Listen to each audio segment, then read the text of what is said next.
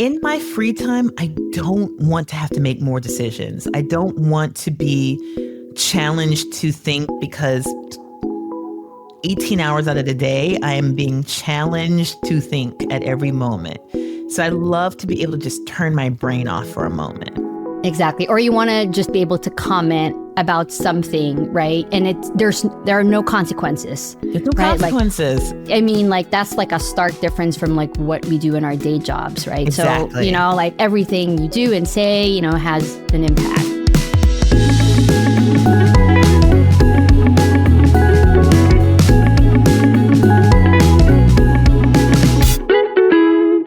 Hey there, and welcome to Impact After Hours, where changemakers sign off from work and log into life. I'm Camille Lorente, CEO and co-founder of Human Group Media and your host. Today, I'm excited to find out what Kathryn Finney, managing general partner of Genius Guild, is really like off duty. What do mental health, inclusive fashion, clean skincare, and Scottish football have in common? The answer is Kathryn Finney. Through her venture capital firm, Genius Guild, she's helped build a bunch of successful businesses. Most of them are led by women and non-binary CEOs, and are all dedicated to promoting healthy communities and environments.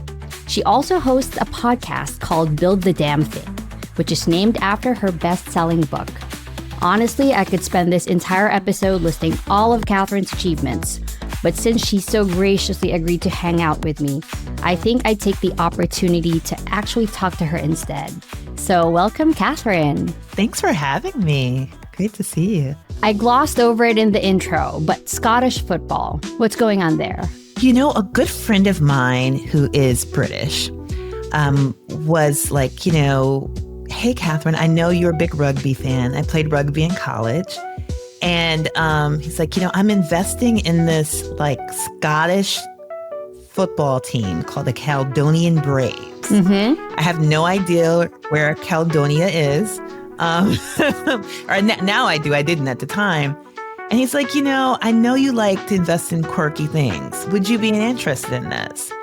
And I was like, yeah, I don't know very much about football. I did watch Ted Lasso like everyone else.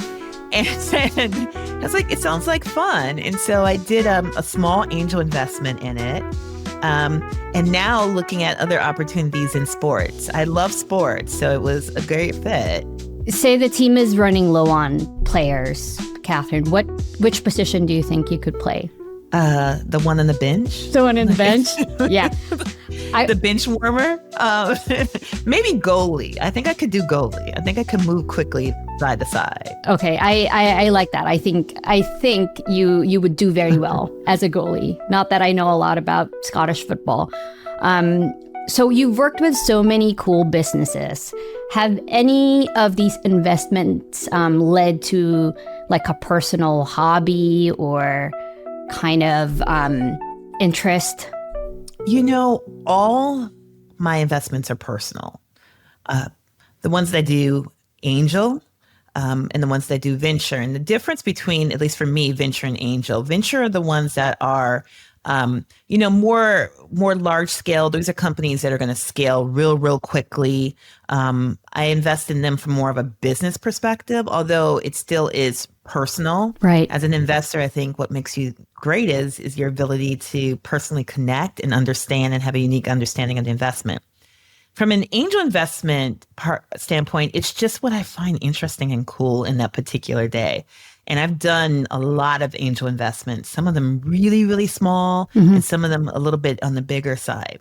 And usually those are either a friend sends me something, it's maybe a company that I have this personal interest in. So one of the companies that I did a angel investment in is an ice cream company in Amsterdam that was started by a Black woman who had moved to Amsterdam to work in a startup called Booking.com. I don't know if you remember Booking.com. So it's based in Amsterdam. She moved there to work, has this incredible story, like fell in love, but then fell out of love.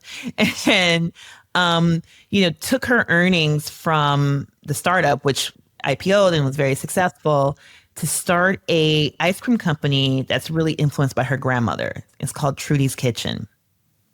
And I'm not exactly sure how I found out about Trudy's Kitchen, but it just seems so interesting. This woman who uprooted her life. She was from LA, moved to Amsterdam, had this incredible story, and started this company. And I was able to visit her last year. I was able to go to one of the shops and have some of the incredible ice cream.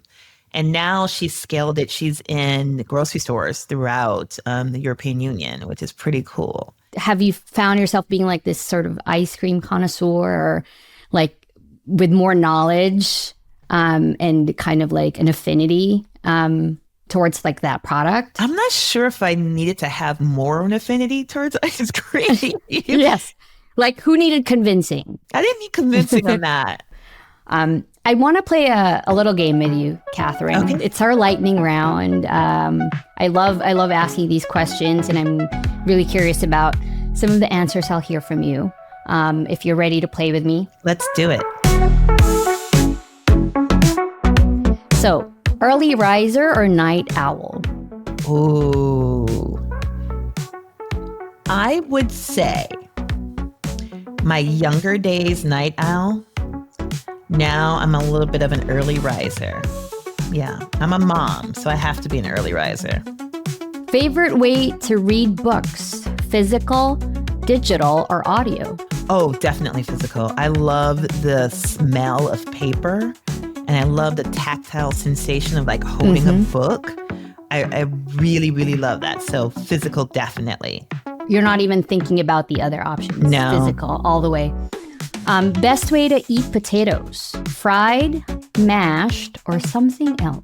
I would say it's between French fries and my mom makes this like scallop skillet potato situation. Excuse me? Scallop, skillet. Like sliced potato. I just call it a situation because I don't know what you would call it. Yes. The dish. And she like fries potatoes and then puts onions in it. And she usually does it for like breakfast. And it's just magical. It really is a good thing. It's a good thing. I think this episode is going to make the two of us hungry. We got ice cream and now the wonderful dish that you just mentioned. Rank these school subjects in order of favorite to least favorite. English, algebra, chemistry, gym, and history. So favorite to least favorite. Probably favorite would be between algebra and history.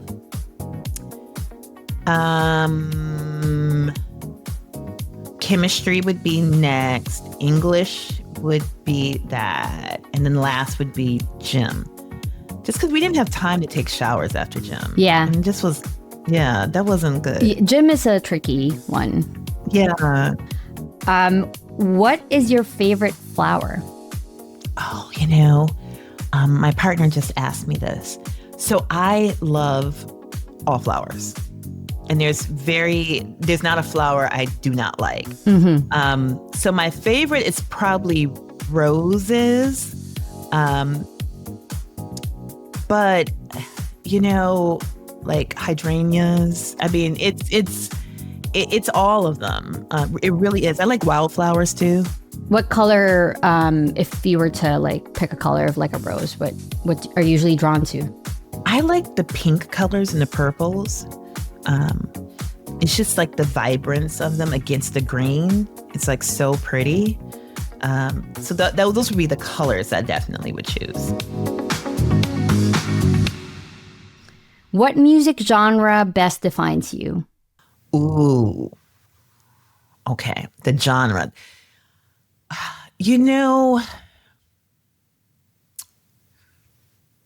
Probably like 90s top 100. Yes. Yeah. Totally. 90s top 100. Okay. Any specific bands or groups or artists of that era, of that decade? So I am from Minneapolis. Okay. I'm required to say Prince. You're required to say Prince. I have to. Like, literally, I could not go back home if I don't say Prince.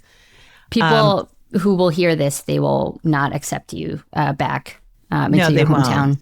won't. Like, so definitely a Prince. You know, I also have been listening to like REM. Mm-hmm. I have a running playlist like that I run to that has like REM and like groups like Blur, like Yes. random from like the 1990s. And then also like 90s hip hop, you know, like Biggie, Classic. Tupac. I'm dating myself, but and then because I live in Chicago, a little bit of house as well. And so, like, but it's basically from that era of like the 90s, like early to late 90s. Like that's what like really. That's your jam. That's my jam. That's my jam. I also grew up in the 90s. So I'm like, we had range. We had Yeah. a little bit of everything. So I'm with you on that. We're the MTV generation. So we were exposed to like a lot of, I mean, Nirvana to, you know, Yes. NWA. I mean, like we were exposed to a lot of different genres at once. So what is a holy grail self-care item in your bag? Oh, in my bag. Hand lotion. Hand lotion. Yeah. Living in a very cold and wintry place. My hands get dry a lot. So I have hand lotion like everywhere. In my bag, in my car, in my gym bag. And I mean, wherever you find me, you will find like hand lotion. Which category on Jeopardy would you absolutely crush? Preferably one that would surprise people. So maybe not business or startups or, you know, something related to your work as an investor. Great Lakes. Like information about the Great Lakes. That I watch Jeopardy a lot. I feel like that has been a category. Maybe I've seen maybe one or two episodes. No, more than one episode at least that had that category. So you feel like you'll crush that one. I could do it. I could do it. And Yeah. how did you acquire that knowledge? I just have a lot of really somewhat useless knowledge that I love that though. I do. I have a lot of useless knowledge too. That I just haven't been able to apply. So I need to be on Jeopardy so that I can get some use from this knowledge. I was on Who Wants to Be a Millionaire though. Wait a years minute. ago. Yes. Wait, hold up. Televised? Yes, it was. Yeah. We will look that up. You have to. It's hilarious. Wait, let's camp out just for like a couple of seconds, minute, maybe. Let's see. How was that experience? Like, how far did you get? So I got to like 250 and I stumbled on the question of what poet performed at Robert F. Kennedy's, or not Robert F. Kennedy's, JFK's inauguration. And I couldn't remember, it was between Langston Hughes and Robert Frost. And I couldn't remember when Langston Hughes died for the life of me. He actually died in like 1940. And so I ended up taking the money, and I think it was like 80,000 or something. Like because I couldn't remember, and I should have went with Robert Frost because I kind of was leaning towards that. But it was cool. I was actually in 2 episodes, so I had to like go change my clothes. Look at you, Kathryn. It was like crazy, and it was with with Meredith Vieira. So she was the host, and she was absolutely lovely. And sent me a card afterwards, which I thought was like so That's nice. awesome. She's like the loveliest human being. And behind the scenes, there were other contestants that were on, because if you lose quickly, you know, they do multiple episodes a day. And all the contestants were so nice to the point where they kind of separated us because we were too friendly with each other, I guess. And you're not supposed to be that friendly with each other? I guess we weren't, but we like all got along, and some actually we kept in touch for a little bit after the show. I made like some new friends. Yeah, actually, you know what? You're a different breed because like you can be like super knowledgeable, but showing up like as a contestant, like actually doing the thing is another, I don't know, a beast in of itself, right? Because like there's cameras, you know. Yeah, lots of cameras. I mean, it was an ABC studio. It was like a thing. Oh my gosh. Okay. So that's something I didn't know. So this is why we launch this podcast. I get to learn so many cool things about people in our network. And I'll give you a little about the algebra being like why that's my number one. I was married at the time, and my ex-husband to this day talks about how one of the questions was I had to do math in my head. And he was in the audience and he was like, oh, we're going home on this one. And it was like, I did all this math in my head. He was like, wow. Even Meredith was like, wow, okay. I didn't use like a lifeline or anything like that. So math really is a thing for me. What is something you thought you'd hate but ended up loving? Game of Thrones. I thought I was going to hate that and resisted the urge to watch. And then watched and ended up loving it and watching it through the whole entire series. What was it about Game of Thrones that you thought you'd hate? Or was it the genre? Was it like all the hype? I thought it was just going to be like all hobbity and stuff, you know, so like Lord of the Rings. I'm not like a fan of like a lot of elves and hobbits. I'm not a big elf person. And so I mean, I had preconceived notions about what it was going to be, that it was going to be elves and hobbits and sprites and fairies. And I mean, it really wasn't. It was very complex, you know, dynamics. I mean, there was some elfishness to yes, it, yes, but it wasn't quite like Lord of the Ringsy as I thought it was going to be. Yeah. So that's an amazing answer. All right, final question, Kathryn. What is your go-to after hours media? What have you been watching, reading, or listening to lately? So I have been listening to kind of like new soul, like new type of R&B, like Cleo Soul and people like that. Yes. Who I love.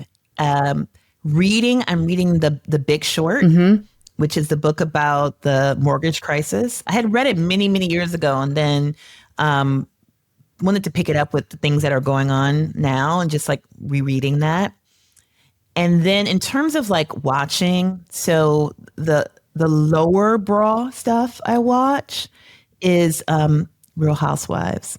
I do. You're the first one to say that, and I it was only a matter of time. Yes, I do. I mean, I'll be on a plane sitting next to like business dudes watching the Real Housewives of Potomac or Atlanta, laughing very, very loud. On the higher brow, I watch, I've been getting into The Residents on Netflix, which is the murder mystery series that takes place in the White House, which is like amazing and fabulous. Shonda Rhimes, so of course it would be amazing and fabulous.